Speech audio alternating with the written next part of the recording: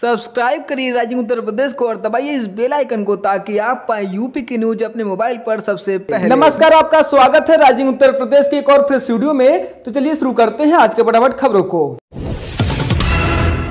प्रदेश में corona virus के संक्रमण का आंकड़ा तेजी से बढ़ता जा रहा है। लगातार दूसरे दिन बीते 24 घंटे में 373 नए रोगी सामने आए हैं। इसके पहले 378 संक्रमित मिले थे, जो अब तक का सबसे बड़ा आंकड़ा था। हालांकि अब तक कुल संक्रमितों में से 59.7% मरीज ठीक हो चुके हैं। राज्य भर में 217 लोगों की मौत हुई है। स्वास्थ्य विभाग अब टेस्टिंग को बढ़ाने पर फोकस कर रहा है। महाराष्ट्र में उद्धव सरकार के खिलाफ भाजपा के प्रदेश प्रवक्ता अशोक पांडे अपने काशी स्थित आवास पर परिवार के साथ एक दिनी उपवास पर बैठ गए हैं। उन्होंने आरोप लगाया है कि देश में लॉकडाउन के दौरान और अनलॉक के पहले चरण में भी सबसे अधिक प्रवासी मजदूरों अन्य लोगों का पलायन महाराष्ट्र से ही हो रहा है। इतना ही नहीं, सबसे ज्यादा संक्रमित भी यहीं के प्रवासी मजदूर हैं। इसलिए उद्धव ठाकरे को नैतिकता के आधार पर अपना त्यागपत्र देना चाहिए। प्रदेश में शराब, बियर व भांग की लाइसेंसी दुकानों के खुलने के समय में बदलाव किया गया है। अब ये दुकानें सुबह 10 बजे से रात 9 बजे तक खुलेंगी। यह नियम थोक व फुटकर दोनों तरह के विक्रेताओं पर लागू होगा। हालांकि सार्वजनिक स्थानों पर मद्यपान करने पर मनाही है। कंटेनमेंट जोन में पूर्व की भांति ही बिक्री प्रतिबंधित रहेगी। अनलॉक के पहले चरण में भी इस नियम को यथावत रखा गया है। कोरोना वायरस महामारी का प्रसार अमेठी में भी तेजी से हो रहा है। यहां अब तक 147 केस मिल चुके हैं। इस बीच अमेठी में सांसद व केंद्रीय मंत्री स्मृति ईरानी के खिलाफ लोगों का आक्रोश भी फूटने लगा है। यहां कई क्षेत्रों में स्मृति ईरानी से सवाल करते हुए पोस्टर लगाए गए। पोस्टर में केंद्रीय मंत्री को लापता सांसद भी लिखा गया है। हालांकि पोस्टर किसने लगवाया है, अभी इसका खुलासा नहीं हो सका है। इसके पहले भोपाल में सांसद प्रज्ञा ठाकुर के भी पोस्टर लगाए गए थे।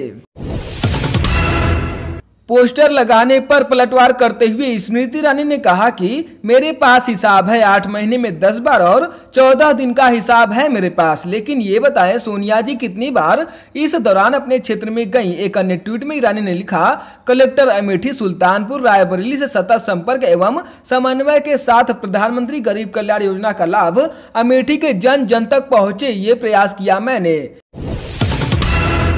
कानपुर के बिठूर थाना क्षेत्र में एक युवक की पिटाई का वीडियो सामने आया है। 15 से 20 लोग मिलकर एक युवक को पूरे मोहल्ले में दौड़ा दौड़ा कर बेल्ट और लात घूंसों से पीटते नजर आए हैं। युवक अपनी जान बचाकर इधर उधर भाग रहा था। युवक लोगों से खुद को बचाने की अपील कर रहा था, लेकिन दबंग उसे बेरहमी से पीटते जा रहे थे। सोशल मीडिया पर वीडियो वायरल होने के बाद आला अधिकारी हरकत में आ गए। एसपी अनिल कुमार ने बताया कि वीडियो के आधार पर मारपीट करने वाले लड़कों की पहचान कर ली गई है। मुकदमा दर्ज कर लिया गया है। जल्द ही गिरफ्तार कर आगे की कार्रवाई की जाएगी।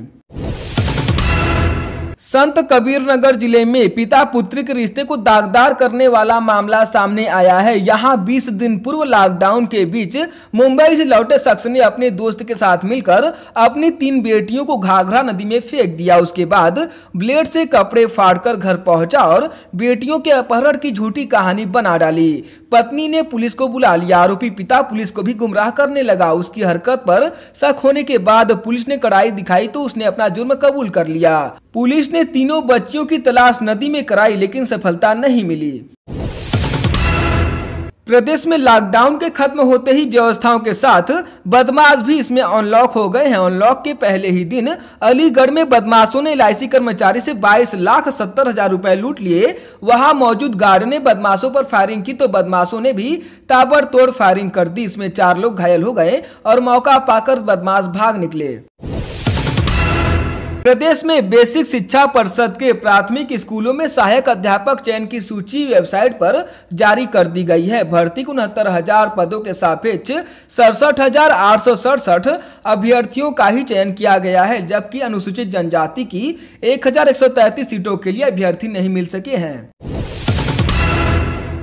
समाजवादी पार्टी के राष्ट्रीय अध्यक्ष अखिलेश यादव ने कहा कि केंद्र की भाजपा सरकार ने आर्थिक पैकेज उन्हीं को दिया जिन्होंने अर्थव्यवस्था डुबाने का काम किया है। इस पैकेज से मजदूरों, किसानों और गरीबों को क्या मिला? गरीब मजदूर भूखे मर रहे हैं, किसान आत्महत्या करने पर विवश है। भाजपा सरकार ने पिछले 6 सालों में अर्थव्यवस्था को पहले ही बर्बाद कर दिया था। कोरोना वायरस के बाद अर्थव्यवस्था फ्री फॉल की स्थिति में है, कारोबार में भीषण मंदी है। कोरोना वायरस से लड़ने के लिए अचूक हथियार मिलने की खुशखबरी जल्द सामने आ सकती है। रक्षा अनुसंधान एवं विकास संगठन यानी DRDO ने कोरोना की दवा तैयार कर ली है, जिसे drug controller general of India ने मरीजों का परीक्षण यानी डिकोडिंग स्टडी की अनुमति दे दी है। DRDO ने योगी सरकार से किंग जॉर्ज मेडिकल कॉलेज और बनारस हिंदू विश्वविद्यालय के चिकित्सा विज्ञान संस्थान में दवा के क्लिनिकल ट्रायल के लिए अनुमति मांगी थी। लॉकडाउन के 2 माह में उत्तर प्रदेश की योगी सरकार ने 29,66,000 मीट्रिक टन से ज्यादा राशन वितरित करके देश में नया कीर्तिमान स्थापित किया है। 5वें चरण के आरंभ के पहले ही दिन 31,12,258 राशन कार्ड पर 81,438 मीट्रिक टन खाद्यान्न वितरित किया गया। अब तक कुल 29,66,000 मीट्रिक टन खाद्यान्न वितरित किया जा चुका है। बरेली जिले में चल रहे सट्टे, जुए व शराब के अलावा नशे का बड़ा अवैध कारोबार चल रहा है। खाकी से इसका गठजोड़ भी सामने आया है।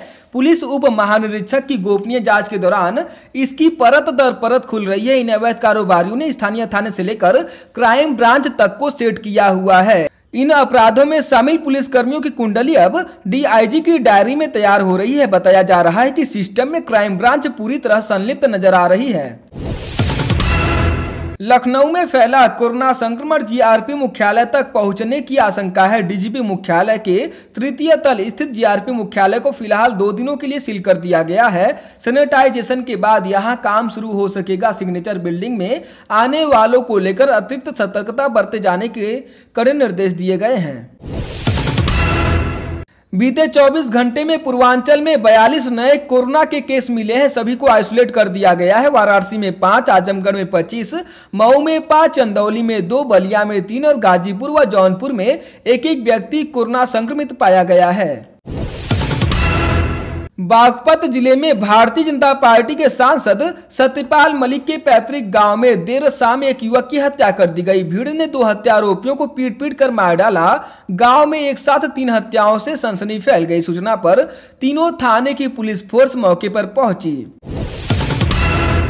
कोरोना काल में दूसरे राज्यों से लौट रहे प्रवासियों के लिए सरकार से लेकर न्यायालय तक चिंतित है। इलाहाबाद हाई कोर्ट ने योगी सरकार से दूसरे राज्यों से आ रहे प्रवासी कामगारों और उनके परिवारों को चिकित्सा सुविधाएं उपलब्ध कराने के बारे में नीति और नियम तथा ग्रामीण क्षेत्रों में कोरोना वायरस को फैलने से रोकने के लिए उपाय बताने को कहा है। मुख्य न्यायाधीश गोविंद माथुर और न्यायमूर्ति रमेश सिन्हा की पीठ ने राज्य सरकार के अधिकारियों को प्रवासी कामगारों और उनके परिजन के पुनर्वास की योजना के बारे में भी बताने का निर्देश दिया है। यूपी बोर्ड के 10वीं और 12वीं कक्षा के रिजल्ट 9 जून को नहीं आएंगे, लेकिन 9 जून को यूपी बोर्ड के रिजल्ट जारी करने को लेकर सोशल मीडिया पर फेक मैसेज यानी फर्जी खबर वायरल हो रहा है। यूपी बोर्ड की परीक्षा में भाग लेने वाले 50 लाख से ज्यादा उम्मीदवार बेसब्री से अपने रिजल्ट का इंतजार कर रहे हैं। इसी मौके का फायदा उठाकर कुछ लोग छात्रों को गुमराह करने के लिए सोशल मीडिया पर फर्जी मैसेज वायरल कर रहे हैं।